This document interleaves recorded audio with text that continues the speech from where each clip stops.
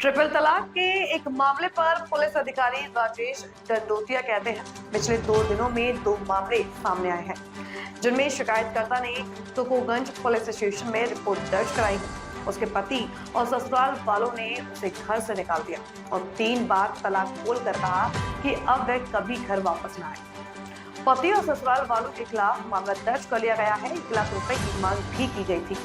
दहेज और उत्पीड़न का मामला भी दर्ज किया गया है।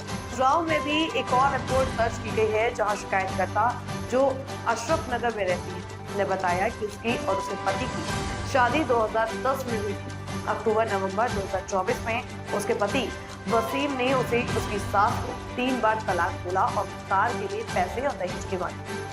खजुराहो पुलिस स्टेशन में दहेज उत्पीड़न की धारा के तहत मामला दर्ज किया गया।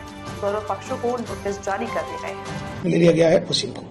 इंदौर से 3 तलाक का मामला सर, कितने मामले आए, किन किन थाना क्षेत्र? अभी ये पिछले 2 दिनों में 2 मामले सामने आए हैं जिसमें थाना तुकोगंज में फरियादिया के द्वारा ये रिपोर्ट लिखाई गई थी कि उसके पति सास ससुर ने उसको घर से बाहर कर दिया और उसके पति के द्वारा 3 बार तलाक का बोलकर बोला कि अब तुम घर मत आना और मुझे घर से बाहर कर दिया। इस आधार पर थाना तुकोगंज में पति सास ससुर तीनों के खिलाफ केस रजिस्टर कर लिया गया है और उसमें चूंकि 1 लाख रुपए की मांग भी की गई थी तो उसमें दहेज प्रताड़ना का भी केस लगाया गया है। साथ में खजराना में भी एक रिपोर्ट हुई है जिसमें अशरफी नगर में रहने वाली जो फरियादिया है उसके द्वारा रिपोर्ट लिखाई गई है। उसके पति उसकी शादी 2010 में हुई थी और 2024 के अक्टूबर-नवंबर में उसके द्वारा और उसकी सास के द्वारा और उसके पति वसीम के द्वारा उसको 3 बार तलाक का बोला और गाड़ी के लिए पैसे मांगे दहेज लाने के लिए बोला। तो इस पर से थाना खजराना में भी ये केस रजिस्टर कर लिया गया है। दहेज प्रताड़ना का भी धाराओं में केस रजिस्टर कर लिया गया है।